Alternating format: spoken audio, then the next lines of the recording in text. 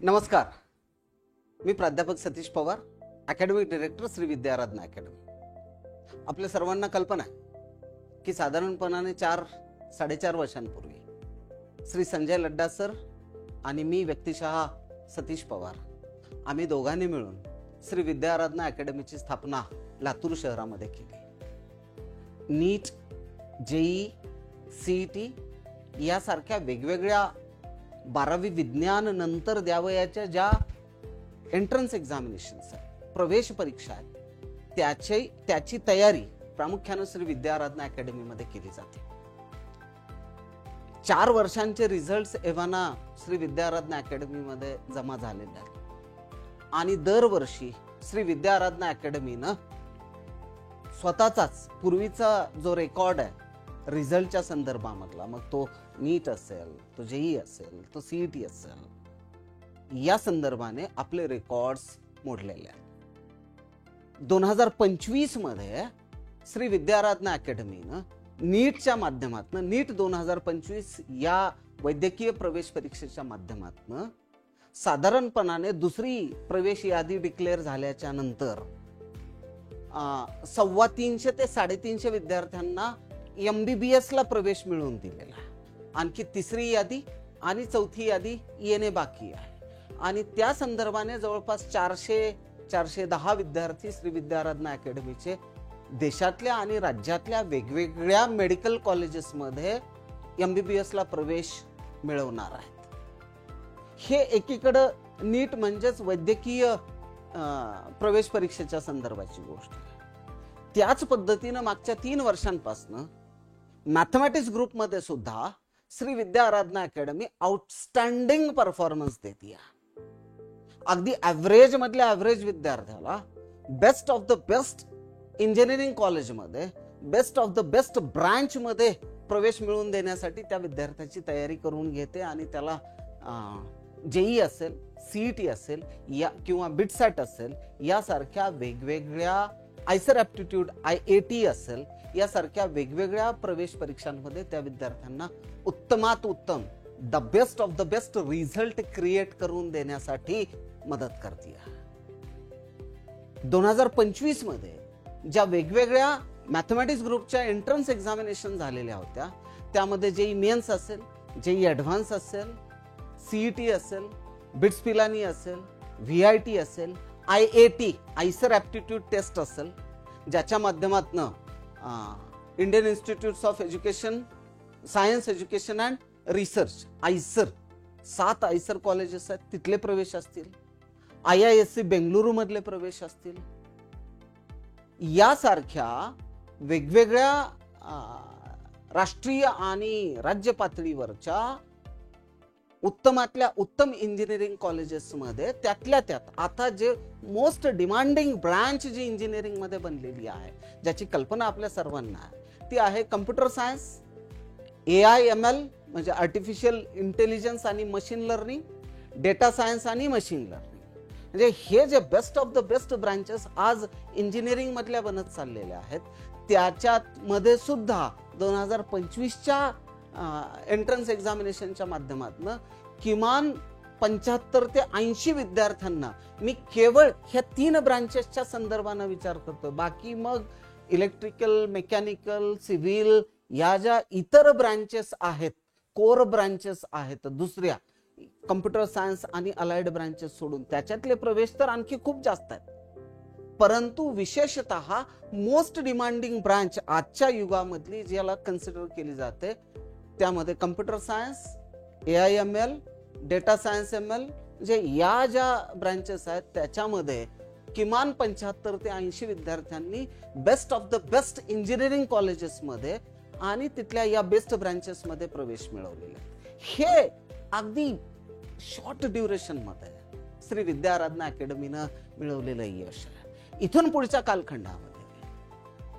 आम्ही दोघेही, संजय लड्डा सर असतील, मी व्यक्तिशः असेल, श्री विद्याराधना अकॅडमीच्या माध्यमातून लातूर असेल, मराठवाडा असेल, महाराष्ट्र असेल किंवा संबंध देश असेल, सर्वांनाच best of the best result निर्माण करून देण्यासाठी आम्ही बांधील आहोत आणि सर्वोत्तम रिझल्ट या अकॅडमीच्या माध्यमातून आम्ही निश्चितच मिळवून देणार आहोत. त्याच सोबत आता ज्या पद्धतीनं रेस्पॉन्स आम्हाला सोसायटीमधनं मिळतोय, विद्यार्थ्यांमधनं मिळतोय, पालकांमधनं मिळतो, तोही ओव्हरवेल्मिंग आउटस्टँडिंग स्वरूपामधला रेस्पॉन्स पालक आणि विद्यार्थी आम्हाला देतात. का?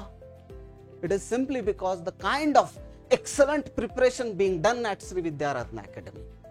सर्वोत्तम शिक्षण प्रणाली असेल, बेस्ट टीचिंग असेल, कॉन्सेप्ट क्लॅरिफिकेशन असतील, परीक्षा पद्धती असेल, बेस्ट मॅनेजमेंट असेल, इम्प्लिमेंटेशन ऑफ अकॅडमिक प्लॅनिंग असेल, बेस्ट अकॅडमिक प्लॅनिंग असेल, त्याचं इम्प्लिमेंटेशन असेल, रिझल्ट तयार करून त्याचं अनालिसिस पालकांपर्यंत आणि विद्यार्थ्यांपर्यंत देणं असेल, किंवा सिलेबस वेळेमध्ये संपून केवळ दिलेल्या स्टिप्युलेटेड टायमिंग मध्ये आम्ही सिलेबस अतिशय व्यवस्थितपणाने कंप्लीट करतो. कुठल्याही स्वरूपामधले फारशी घाई न करता. क्वचितच असे होत असेल की एखाद्या महिन्यामध्ये 6च्या ठिकाणी आम्ही 7 लेक्चर्स लावतो. अदरवाईज केवळ 6 लेक्चर्स मध्ये मोस्टली मॅक्सिमम सिलेबस आम्ही पूर्ण करण्याचा प्रयत्न करतो. कुठेतरी थोडासा क्रंच तयार झाल्याच्या नंतर 6व्याच्या ठिकाणी 7वं लेक्चर आम्ही विद्यार्थ्यांना देतो, ज्यामुळं अतिशय स्ट्रेस फ्री विद्यार्थी या सगळ्या नॅशनल लेवलच्या best of the best entrance एक्झामिनेशनचं प्रिपरेशन अतिशय स्ट्रेस फ्री पद्धतीनं करू शकतात. आणि त्याचमुळं श्री विद्यारत्न अकॅडमीचा जो सक्सेस रेट आहे तो आउटस्टँडिंग स्वरूपामधला, द बेस्ट स्वरूपामधला, सर्वोत्तम स्वरूपामधला. हे मागच्या 4 वर्षांमधलं श्री विद्यारत्न अकॅडमीचं यश. विद्यार्थी मित्रांनो आणि पालक बंधू भगिनी, 2026 साठी ची जेई मेन्स विशेषतः म्हणजे इंजिनिअरिंगची प्रिपरेशन जे विद्यार्थी करतात, इंजिनिअरिंग एंट्रन्स एक्झामिनेशनचं प्रिपरेशन जे विद्यार्थी करतात, त्यांच्या अनुषंगानं मला ही माहिती आता या ठिकाणी देणं, त्यासाठी प्रामुख्यानं मी आज आपल्याशी सुसंवाद साधण्याचा प्रयत्न करतोय.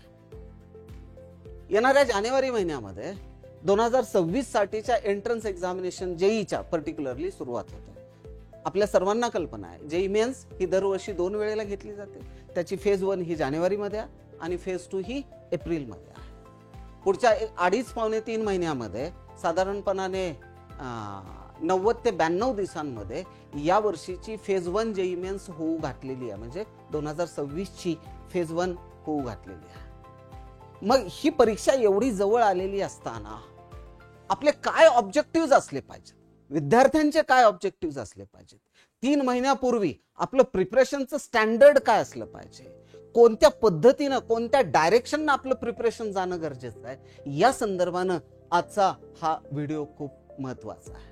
आणि त्यामुळं इथं जो मी आता चार्ट तुम्हाला दाखवतोय तो प्रामुख्यानं 2025 मध्ये 2 फेज मध्ये ज्या जेई मेन्स घेण्यात आलेल्या होत्या एनटीए कडनं, 2 फेज मध्ये. पहिली फेज जानेवारीमध्ये 22 जानेवारीपासून पुढे आणि दुसरी फेज ही एप्रिलमध्ये झालेली होती.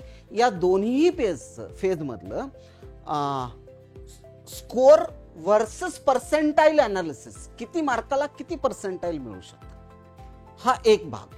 त्याच सोबत हे 2 वेगवेगळे ऍस्पेक्ट्स एकत्रित आणून म्हणजे जानेवारी मधलं स्कोर अनालिसिस किंवा पर्सेंटाईल अनालिसिस आणि एप्रिल मधलं स्कोर आणि पर्सेंटाईल अनालिसिस दोन्ही कंपॅरेटिव्हली एकत्रित ठेवून प्रामुख्यानं मी आपल्याला हेही दाखवून देऊ इच्छितो की एप्रिल अटेम्प्ट पेक्षा सुद्धा विशेषतः जे विद्यार्थी पहिल्यांदा 12वीचं प्रिपरेशन करतायत म्हणजे फ्रेशर्स आहेत आणि जे देऊ इच्छित आहेत, अशा विद्यार्थ्यांना जानेवारीच्या फेजमध्ये सर्वाधिक संधी असते.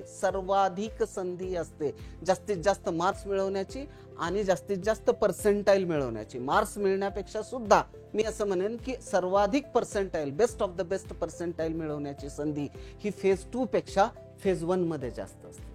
आपल्याला सर्वसाधारणपणाने असा प्रश्न पडेल की सर एप्रिल मधली परीक्षा पुढे आहे, जानेवारी मधली परीक्षा अगोदर आहे, उलट सेकंड फेज मध्ये जास्त संधी असायला पाहिजे, परंतु ते तसं नाहीये. विशेषतः रिपीटर्सच्या अनुषंगाने फेज 2 ही जास्त हेल्पफुल आहे, परंतु फ्रेशर विद्यार्थ्यांच्या अनुषंगाने फेज 1 ही जास्त हेल्पफुल असू शकते किंवा युजफुल असू शकते. हा तो चार्ट आहे ज्याच्या माध्यमातून प्रामुख्यानं आपण हे अगदी डिटेलमध्ये आपण या ठिकाणी समजून घेणार आहोत. आणखी एक महत्वाचा मुद्दा, मी फक्त 2025 मधल्या दोन्ही फेज मधल्या JEE मेन्सचाच रेफरन्स इथे का घेतोय, 2024चं का नाही, तर 2024 मध्ये जी JEE मेन्स झालेल्या होत्या त्याच्यामध्ये दोन वेगवेगळ्या शिफ्ट मध्ये ज्या परीक्षा झाल्या त्याच्यातलं मार्कातलं व्हेरिएशन खूप जास्त होतं. परंतु 2025 मधल्या ज्या वेगवेगळ्या म्हणजे फर्स्ट फेज मध्ये जवळपास 12 एक्झामिनेशन झाल्या 6 दिवस पेपर 1च्या अनुषंगाने, 6 दिवस 2 शिफ्ट मध्ये म्हणजे 12 एक्झामिनेशन, आणि एप्रिल मध्ये 6 दिवस 2 शिफ्ट मध्ये त्या 12 फेज 1 मधल्या आणि 12 फेज 2 मधल्या अशा जवळपास 24 एक्झामिनेशन टोटल मिळून झाले आहे ना. आणि जानेवारी असेल अथवा एप्रिल असेल, JEEचं स्वरूप असं आहे की ज्या फेज मध्ये तुमचा best of the best performance आहे तो कन्सिडर केला जातो. तुम्ही जानेवारीमध्ये समजा 97% मिळवले आणि एप्रिल मधल्या अटेम्प्ट मध्ये 95% मिळवले, तर तुम्हाला जानेवारीतला अटेम्प्ट कन्सिडर होतो तुमच्या स्कोरच्या अनुषंगाने, तुमच्या पर्सेंटाईलच्या अनुषंगाने. किंवा जानेवारीमध्ये तुम्हाला 92% मिळालं आणि एप्रिलमध्ये तुम्हाला 97% मिळालं किंवा 96% मिळालं, तर तुमचं एप्रिल मधला अटेम्प्ट कन्सिडर होतो तुमच्या पर्सेंटाईलच्या अनुषंगाने. पण फ्रेशरच्या संदर्भामध्ये आपण हे कायम लक्षात घ्या, maximum chances are there to achieve a good percentile score in the phase first. ते कसं हे या ठिकाणी आपण पाहतो. हा तो चार्ट आहे JEE Mains 2025 score versus percentile analysis. आता याच्यामधली गंमत बघा, मी जसं आपल्याला म्हणालो की फ्रेशरच्या अनुषंगानं जानेवारीची जी फेज 1 आहे ती खूप महत्वाची आहे in comparison to the phase of April. एप्रिलची जी फेज आहे ती प्रामुख्यानं रिपीटर विद्यार्थ्यांच्या अनुषंगानं जास्त हेल्पफुल आहे. टेंटेटिव्हली अगोदर सगळ्यात आधी हे लक्षात घ्या तुम्ही सर्वजण की ऍव्हरेजली 12 लाख विद्यार्थी हे JEE मेन्स देतात. ऍव्हरेजली सांगितलं मी तुम्हाला, ऍव्हरेजली टोटल फेज 1 आणि फेज 2 मिळून. त्यामध्ये फेज 1 मध्ये थोडेसे कमी असतात, 9-9.5 लाख विद्यार्थी असतात. फेज 2 ला मात्र ती संख्या 12 लाखांपर्यंत गेलेली असते. यामध्ये मग तुम्ही म्हणाल की सर पर्सेंटाईलच्या अगेन्स्ट मध्ये जे रँक्स डिसाइड केले जातात ते कशा पद्धतीने, आपल्या सर्वांना कल्पना आहे की 1 पर्सेंटाईल पासून ते 100 पर्सेंटाईल पर्यंत. ओके, आता काय करायचंय, हे जे 12 लाख विद्यार्थी आहेत, सपोज आपण 99 पर्सेंटाईलच्या अनुषंगाने आपण विचार करतो. Okay, 99 percentile. 99 पर्सेंटाईल म्हणजे याच्यातला 100वा भाग आपल्याला कन्सिडर करायचा. कशातला? 12 लाखांमधला. तो किती होतो 100वा भाग? म्हणजे साधारणपणाने 1200. लक्षात आलं? म्हणजे ऍव्हरेजली हे पण लक्षात घ्या की ज्या विद्यार्थ्याला JEE मेन्स मध्ये 2025 मध्ये 99 पर्सेंटाईल मिळालेलं होतं त्या विद्यार्थ्याचा ऑल इंडिया रँक हा AIR ज्याला आपण म्हणतो, कॅटेगरी वाईज रँक्स वेगळे. लक्षात आलं ना? कॅटेगरी वाईज रँक्स वेगळे. ऑल इंडिया रँक AIR किंवा कॉमन रँक लिस्ट CRL असंही त्याला म्हटलं जातं. CRL common rank list number. Okay, तो जो रँक आहे तो साधारणपणाने 1200 पर्यंत. तुम्ही ज्या वेळेला 98.5 ला जाता तर याच्यामध्ये याच्या अर्धे 98.5 म्हणजे याच्या almost half. So 1200 plus 600 correct ना, म्हणजे 1800. तुम्ही ज्या वेळेला 98 पर्सेंटाईल कन्सिडर करता त्यावेळेला हे 1200 प्लस हे 1200 म्हणजे याच्यात प्लस 600 अजून हे करायचे म्हणजे 2400. म्हणजे टेंटेटिव्हली या पद्धतीने हे होत जातं. आणि जेव्हा तुम्ही 90 पर्सेंटाईलला ज्या वेळेला येता किंवा 95 पर्सेंटाईलला ज्या वेळेला येता तो 12×5 म्हणजे ऍव्हरेजली 95 पर्सेंटाईलला ऑल इंडिया रँक 60,000च्या आसपास, AIR 60,000च्या आसपास कुठेतरी असतो. 4-2 कमी किंवा जास्त. हे याचं प्रामुख्यानं सूत्र आहे, हे आपण सर्वांनी लक्षामध्ये घ्या. दुसरा एक महत्वाचा मुद्दा आता की जेव्हा तुम्ही येस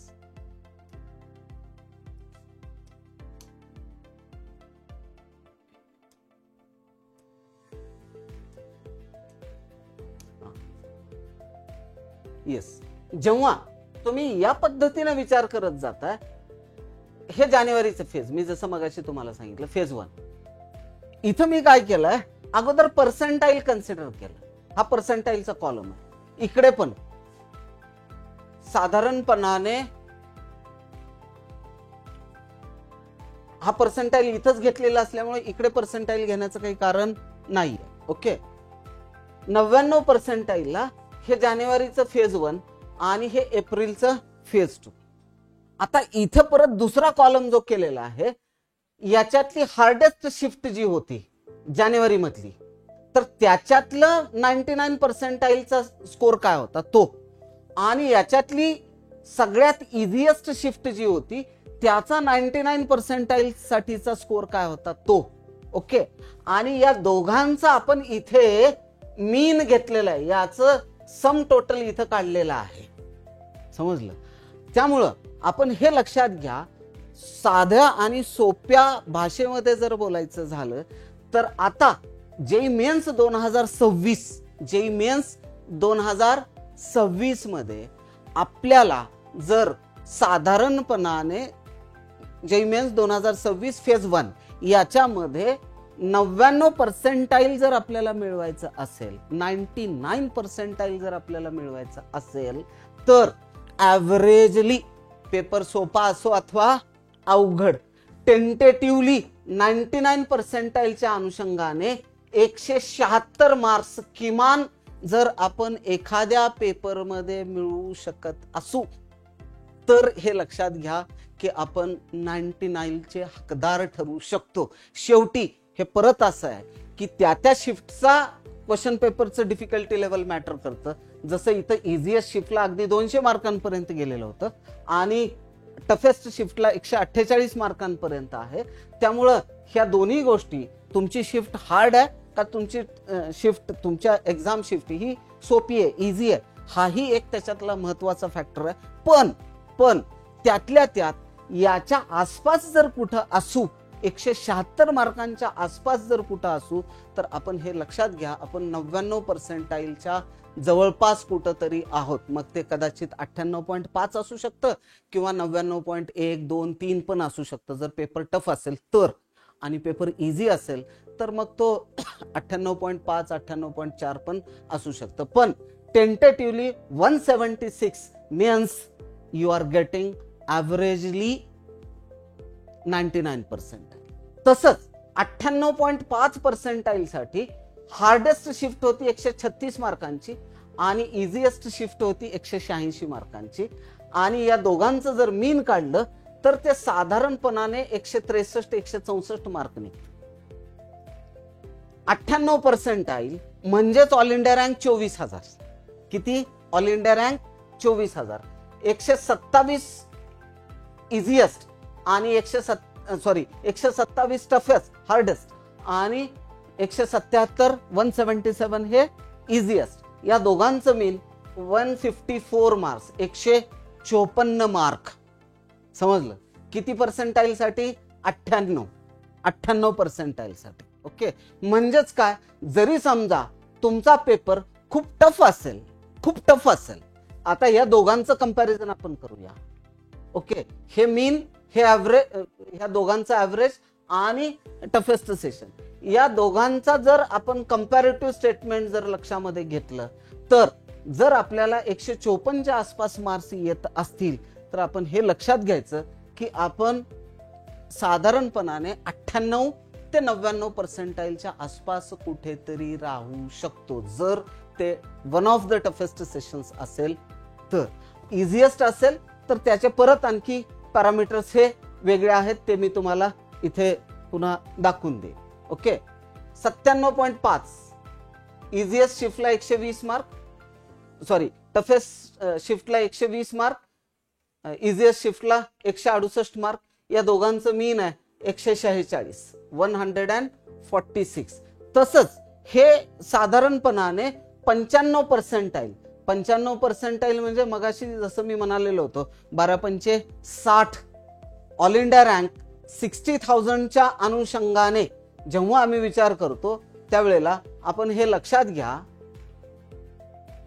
की 95% साठी टफेस्ट शिफ्ट मध्ये 96 मार्क्स हवेत आणि इझिएस्ट शिफ्ट मध्ये 142. आपल्याला जरी वाटत असलं की मला 95% आहेत, परंतु देशभरामध्ये आपला कॉमन रँक लिस्ट नंबर त्यावेळेला साधारणपणाने जर 12 लाखाच्या आसपास ती संख्या असेल एकूण परीक्षा देणाऱ्या विद्यार्थ्यांची, तर तो 60,000च्या दरम्यान तो रँक गेलेला असू शकतो. हे आपण सर्वांनी लक्षामध्ये घ्यायचं.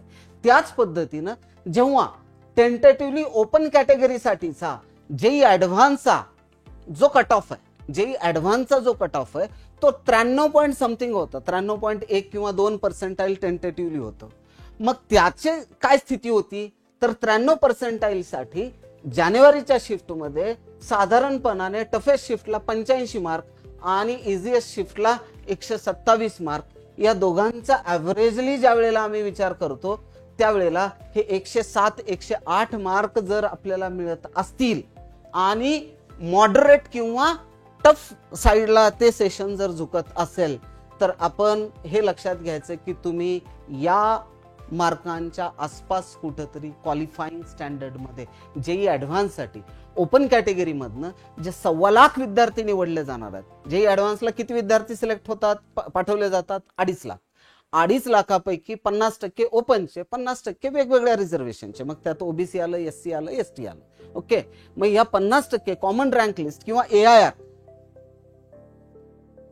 च्या संदर्भानं त्या 50%च्या अनुषंगाने आपण हे लक्षात घ्या की 93% आसपास कुठंतरी 2025 मध्ये, मग ते फेज 1 असू द्या किंवा फेज 2 असू द्या, दोन्ही मध्ये मिळून ते या स्वरूपामध्ये होतं.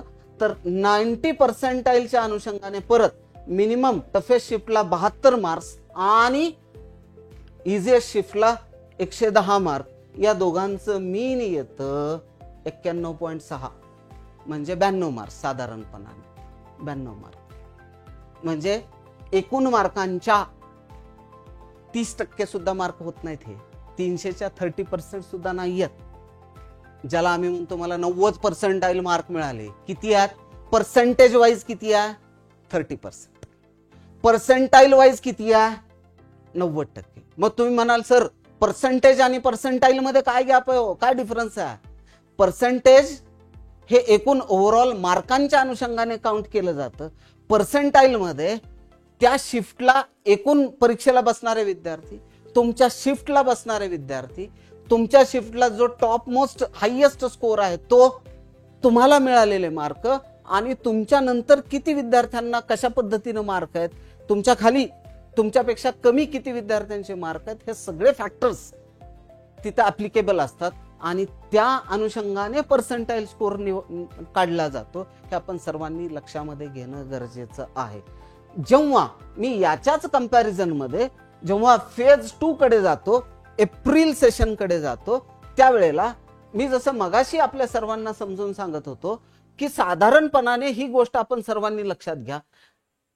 जानेवारीच्या सेशन मध्ये ऍव्हरेजली मीन काय होतं? 175.9 म्हणजे 176 मार्क.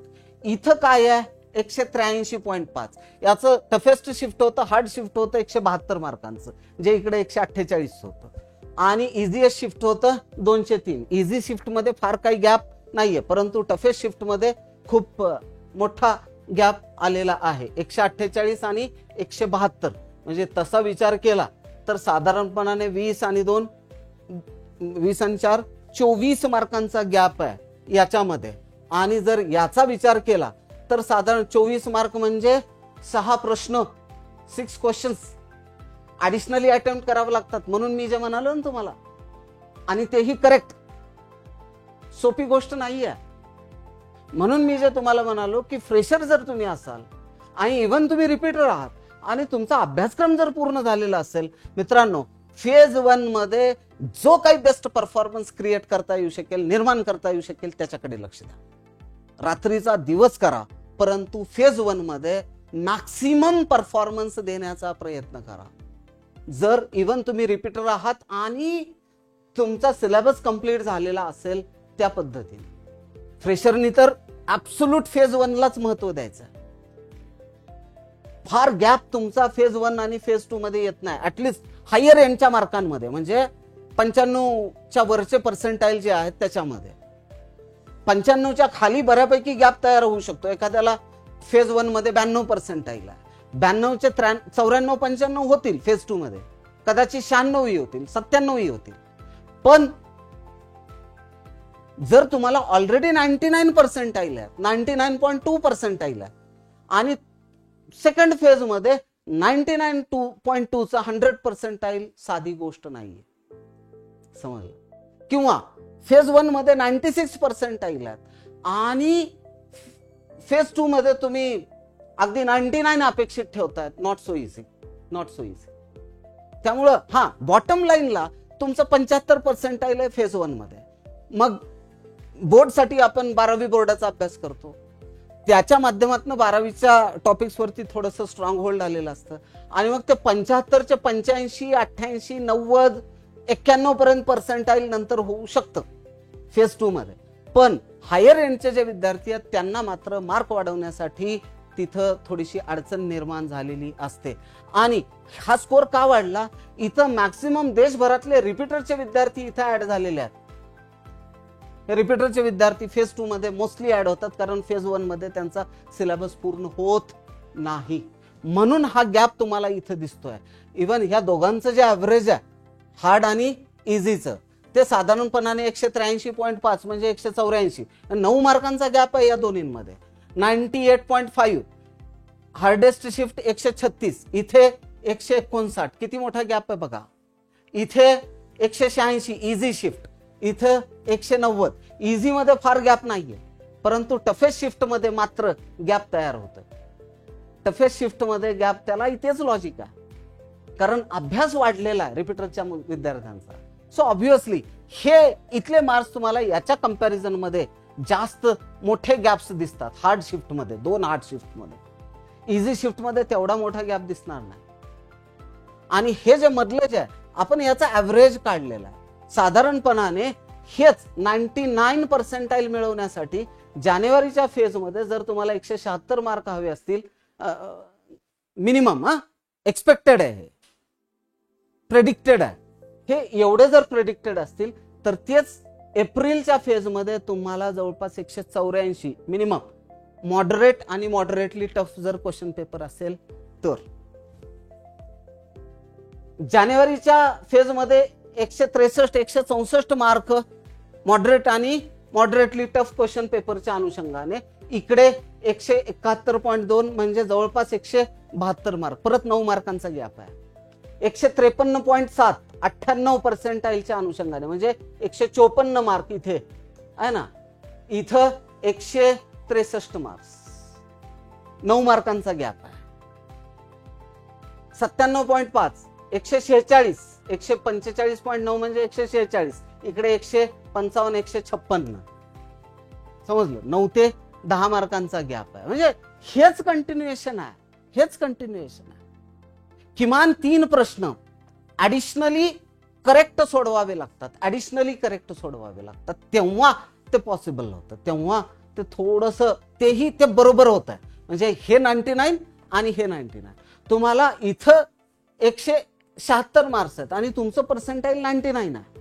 ओके, एवढंच 99% मिळवण्यासाठी तुम्हाला एप्रिलच्या फेज मध्ये जवळपास 184 184 स्कोर मिळवणं आवश्यक आहे. कितीसाठी? 99. परत ते क्रॉस ओव्हर होणार नाही, म्हणजे तुम्ही 99.3 ला नाहीच जाणार आहे.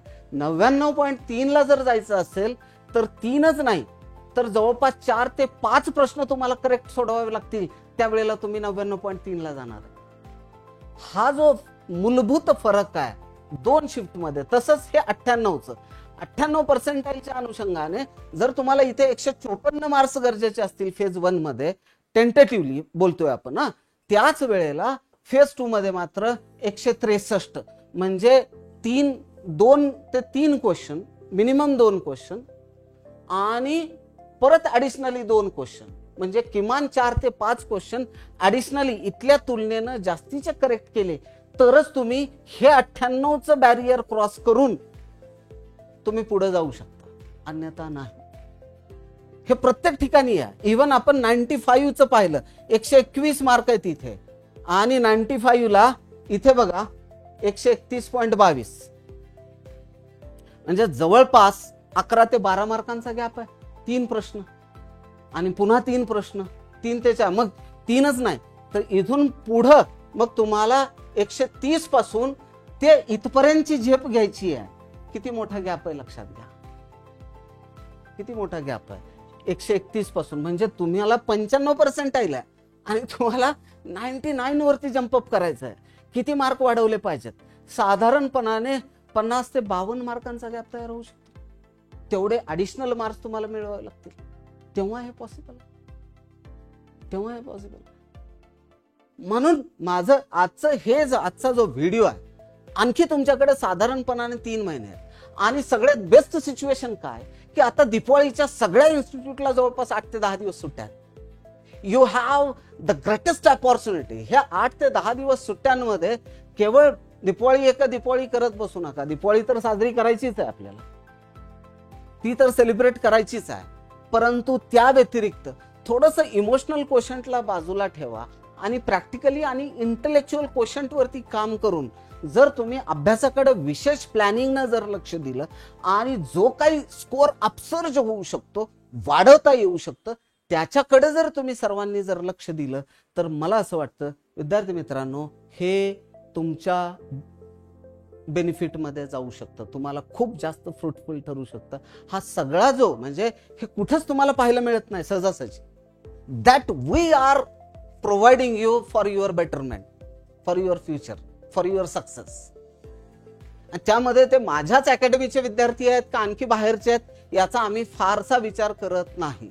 मी असेल किंवा लड्डा सर असतील, आम्ही दोघंही फारसा या अनुषंगाने विचार करत नाही की या गोष्टींचा कुणाला बेनिफिट होतं. आम्ही जे अनालिसिस करतोय, आम्ही जे प्रयत्न करतोय त्याचं benefit at a large canvas वरती किती जास्तीत जास्त विद्यार्थ्यांना होऊ शकतं, हा त्याच्या पाठीमागचा मूलभूत उद्देश आहे. हे आपण सर्वांनी लक्षात घ्या. म्हणून विद्यार्थी मित्रांनो, साधारणपणाने जानेवारी फेज 1 जेईई मेन्स याच्यामध्ये ॲव्हरेजली 99% मिळवण्याच्या अनुषंगाने आपण लक्षात घ्या, पेपर सोपा असेल किंवा पेपर अवघड असेल तर 180-185 मार्क साधारणपणाने जर आपल्याला मिळत असतील तर आपण शुअर शॉट 99%च्या आसपास कुठेतरी आहोत, हे त्याचं इंडिकेटर आहे. आणि त्या पद्धतीनं आपण सर्वांनी, आणि हे प्रेडिक्ट करता येईल, हा व्हिडिओ सेव्ह करून ठेवा, जपून ठेवा तुमच्याकडे. आणि ज्या ज्या दिवशी तुमच्या शिफ्ट होतील, ज्या पद्धतीनं तुमचं अनालिसिस बाहेर येईल, परत एक्झाम झाल्याच्या नंतर या तुमच्या सगळ्या परीक्षा सीबीटी आहेत, कम्प्युटर बेस्ड टेस्ट आहेत. आपल्यापैकी अनेकांना हेही माहिती नाहीये की तो जो क्वेश्चन पेपर आहे किंवा त्याची आन्सर की जी आहे ते एक्झाम झाल्याच्या नंतर रिझल्टच्या अगोदर 4 ते 5 दिवस आपल्या ईमेल आयडी वरती आपल्याला मिळणार आहेत. ते क्वेश्चन पेपर सेव्ह करून ठेवा, डाउनलोड करून ठेवा, त्याच्या आन्सर की डाउनलोड आणि सेव्ह करून ठेवा. त्याच्यावरती येणारे मार्क आणि फायनल आलेला रिझल्ट हा करेक्ट आहे का नाही तो तुम्हाला मॅच करायचा असतो. हे तुम्हाला तपासावं लागेल आणि तेव्हा आपली शिफ्ट इझी होती का मॉडरेट होती का टफ होती. केवळ युट्यूब वरती किंवा सोशल मीडियावरती जे व्हिडिओ येतात त्याच्यावरनं तुम्हाला आपलं शिफ्ट टफ आहे का मॉडरेट आहे का इझी आहे हे नाही ठरवता येत. फायनल रिझल्ट आल्याच्या नंतर त्याचं जे अनालिसिस असतं त्याच्यावरनं प्रामुख्यानं ही सगळी, आणि हे जे क्वेश्चन्स आहेत जे ऍक्च्युअली परीक्षेमध्ये विचारले जातात ते मोस्टली ऑफिशियली कुठं पाहायला मिळत नाही. ते ऑफिशियली जर मिळतील तर ते तुम्हा विद्यार्थ्यांकडनंच तुम्हाला आलेला जो डेटा आहे तो जर तुम्ही सेव्ह करून ठेवला, तुमचं ईमेल वरती तुम्हाला जो क्वेश्चन पेपर तुमचा मिळालेला असतो तो जर सेव्ह करून ठेवला, त्याची आन्सर की जर सेव्ह करून ठेवली तर ते तुम्हाला एक्झॅक्टली काउंट करता येतं किंवा पुढच्या फ्युचरसाठी बाकीच्या विद्यार्थ्यांनाही आणि तुम्हालाही ते बेनिफिशियरी असू शकतं. So this is all about tentative prediction of scores and percentiles for JEE mains phase 1 2026, त्यासोबत JEE main phase 2 2026. Shri Vidyaradhana अकॅडमीच्या वतीनं या सगळ्या गोष्टींना आणखी कॉन्क्रिटायझेशन देण्याच्या अनुषंगाने येणाऱ्या 2 तारखेपासून टेस्ट सिरीज सुरुवात केली जाते. सुरुवातीला 2 फुल सिलेबस एक्झामिनेशन्स टेंटेटिव्हली आता इनिशियली आपण कुठे स्टँड करतोय ते जाणून घेण्यासाठी 2 नोव्हेंबर आणि 9 नोव्हेंबर अशा 8 दिवसाच्या फरकानं 2 फुल सिलेबस एक्झामिनेशन्स आपण प्लॅन करतो.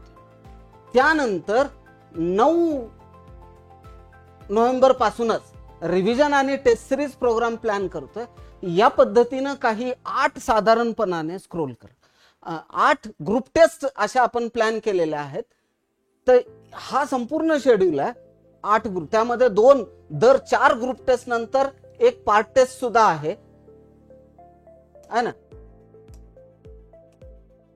यामध्ये एक पार्ट टेस्ट सुद्धा आपण प्लॅन केलेली आहे दर 4 ग्रुप टेस्ट नंतर. पुढे स्क्रोल, एकूण 8 ग्रुप टेस्ट आपण घेतोय आणि 2 पार्ट टेस्ट घेतोय. ओके, 8 ग्रुप टेस्ट आणि 2 पार्ट टेस्ट साधारणपणाने आपण घेतोय इथे.